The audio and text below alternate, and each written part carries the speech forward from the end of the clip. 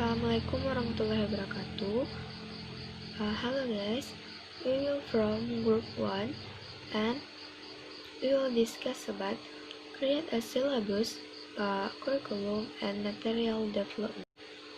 I'm Fuji Oktendriani as moderator and Fegi Hairani as speaker 1, Perlian Zahara as speaker 2, Sylvie Hendriani as speaker 3, Cynthia Dwitani as speaker 4, and the first for speaker 1, time is yours. Baiklah, saya Ferlian Zahara.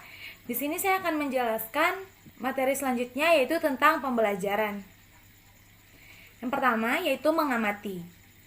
Poin pertama, siswa membaca atau membacakan dan mendengarkan berbagai macam manual dan tips atau prosedur teks. Jadi di dalam kelas itu pada saat pembelajaran akan diberikan pengarahan untuk membaca sebuah contoh atau beberapa contoh dari prosedur teks. Contohnya dari prosedur teks yaitu how to make a cup of coffee. Dan poin yang kedua, siswa mengamati tujuan komunikasi, struktur, dan unsur kebahasaan dari teks prosedur yang mereka bacakan atau mereka dengarkan sebelumnya. Baiklah, selanjutnya yaitu mempertanyakan. Yaitu pada poinnya, dengan pertanyaan pengarah dari guru, siswa mempertanyakan tujuan komunikasi, struktur, dan unsur kebahasaan dari teks prosedur. Jadi pada poin ini terjadi tanya jawab antar siswa dan guru mengenai materi teks prosedur. Dan selanjutnya, mengeksplorasi. Pada poin pertama, siswa berlatih menggunakan kalimat imperatif dalam memberikan tips secara lisan dan tulis. Jadi penerapan untuk menggunakan kalimat imperatif dalam pembuatan suatu teks prosedur, yang sebagai contoh yaitu how to make a cup of coffee. Jadi di sana akan diimplementasikan. Dan poin selanjutnya, siswa membacakan manual dan tips atau prosedur teks kepada teman dengan menggunakan unsur kebahasaan yang tepat. Setelah pembuatan teks prosedur oleh para siswa, selanjutnya para siswa itu akan menjelaskan apa yang mereka buat dalam prosedur teks yang mereka bahas, berbagai macam tips dan cara pembuatan yang mereka bahas dalam teks prosedur tersebut. Dan poin selanjutnya, secara individu, siswa menyalin beberapa tips. Jadi pada saat teman yang lain atau siswa yang lain menjelaskan atau membacakan teks prosedur yang telah mereka buat dengan unsur kebahasaan yang tepat, siswa yang lain akan menyalin beberapa tips dan teks prosedur yang disampaikan oleh temannya, dan itu bisa menambah pengetahuan dan wawasan kepada siswa yang lain. Maka dari itu di sini dituntut untuk para siswa menciptakan atau memberikan tips tentang teks prosedur yang akan mereka bahas.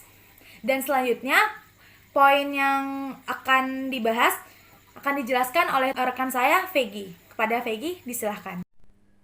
Mengasosiasi atau mengolah informasi merupakan kegiatan pembelajaran yang berupa pengolahan informasi yang sudah dikumpulkan dengan baik, terbatas, dan dihasilkan kegiatan mengumpulkan atau mengeksperimen maupun hasil dari kegiatan mengamati dan kegiatan mengumpulkan informasi. Poin pertama, siswa membandingkan beberapa manual dan tips. Poin kedua, dalam kerja kelompok, terbimbing siswa membahas tentang masalah yang dihadapi pada saat membaca, mendengarkan, dan menulis manual. Dan tips dengan fokus pada tujuan komunikasi, struktur, dan unsur kebahasaan. Poin ketiga, siswa memperoleh feedback dari guru dan temannya tentang setiap permasalahan yang disampaikan dalam kerja kelompok tersebut. Mengkomunikasikan adalah menyampaikan hasil pengamatan yang berhasil dikumpulkan atau menyampaikan hasil kegiatan tersebut. Poin pertama, Siswa mempresentasikan beberapa tips yang disalin dari beberapa sumber yang mereka dapat. Poin kedua, siswa dapat membuat learning journal dalam kelompoknya masing-masing. Oke, Assalamualaikum warahmatullahi wabarakatuh. Untuk selanjutnya mengenai materi pokok yang ada di dalam teks tersebut, yaitu berbentuk manual dan kiat-kiat tips. Dan bagaimana tujuan komunikasi atau tujuan dari teks prosedur ini adalah yaitu menyelesaikan pekerjaan secara lengkap dan terurut. Dan bagaimana struktur yang terdapat di dalam teks prosedur ini, yaitu menyebutkan bahan atau bagian dari benda yang dipaparkan secara lengkap serta daftar langkah yang dilakukan. Dan selanjutnya unsur kebahasaan yang digunakan di dalam teks prosedur tersebut adalah pertama kita harusnya ada simple present tense-nya. Dan selanjutnya yang kedua imperatif, ketiga nomor yang menyatakan urutan serta di dalamnya ada kata keterangan, dan yang terakhir ejaan, ucapan, intonasi, tekanan kata, tanda baca, tulisan tangan yang jelas dan juga rapi. Oke. Baiklah, nama saya Cynthia Dwi Tami dan sekarang saya akan menjelaskan penilaian di dalam rancangan silabus oleh kelompok 1. Masuk kepada kriteria penilaian, yang pertama adalah pencapaian fungsi sosial. Sebagaimana yang telah dijelaskan oleh salah satu anggota kelompok tadi, apa saja fungsi sosialnya. Jadi di sini, seorang guru harus menilai bagaimanakah siswa tersebut apakah telah mencapai fungsi sosial ataukah belum. Nah, selanjutnya kita harus menilai kelengkapan dan keruntutan struktur teks prosedur tersebut. Apakah siswa telah membuat teks prosedur dalam runtut dan dalam kelengkapan juga. Maksudnya, apakah teks prosedur tersebut sudah sesuai urutan, bagaimana cara menulisnya, sebagaimana juga formatnya. Nah, itu yang harus dinilai. Dan selanjutnya, ketepatan unsur kebahasaan seperti tata bahasa, kosakata, ucapan, tekanan kata, tone katanya begitu ya. Selanjutnya ada intonasi kata, ejaan, dan juga tulisan tangan. Bagaimana kita harus menulis, kita harus menilai semua itu, bagaimana dia menggunakan tata bahasanya apa yang sesuai, bagaimana dia intonasinya dalam menulis teks prosedur, intonasi kata, dan bagaimana juga ejaannya, apakah sudah benar spellingnya. Nah, itu yang harus dinilai. Selanjutnya, kesesuaian format penulisan dan penyampaiannya. Nah, di sini kita harus melihat apakah teks prosedur yang dibuat oleh siswa tersebut telah sesuai dengan format penulisan yang umumnya begitu. Nah, dan selanjutnya masuk kepada pengamatan, yang tadi kriteria penilaian dan sekarang pengamatan atau observation.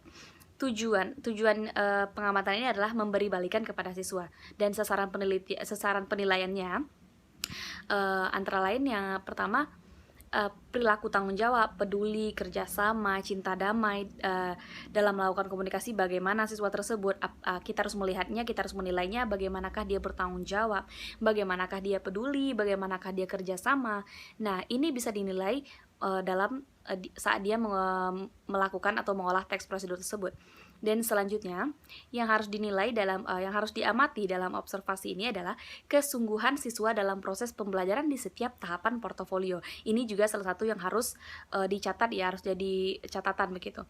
Nah, selanjutnya kumpulan catatan kemajuan belajar berupa catatan atau rekaman monolog teks prosedur berbentuk manual ataupun tips. Nah, ini juga hal yang harus diperhatikan. Selanjutnya, kumpulan karya siswa yang mendukung proses penyuntingan teks prosedur tersebut. Dan selain itu juga kumpulan hasil tes dan latihan berupa penilaian diri, penilaian sejawat yang berbentuk seperti diary, jurnal, atau format khusus yang lain, atau komentar juga, atau bentuk-bentuk penilaian lain. Nah, di sini kita harus melihat bagaimana siswa tersebut seperti dalam penilaian sejawat ya, bagaimana dia menilai temannya, dan itu juga bisa menjadi penilaian tambahan untuk kita. Contohnya saja, jika satu siswa dinilai baik oleh 5-10 siswa yang lain, berarti secara tidak langsung dia juga bisa dikatakan siswa yang baik begitu. Terima kasih, itulah penjelasan saya. Jika saya ada salah, saya mohon maaf.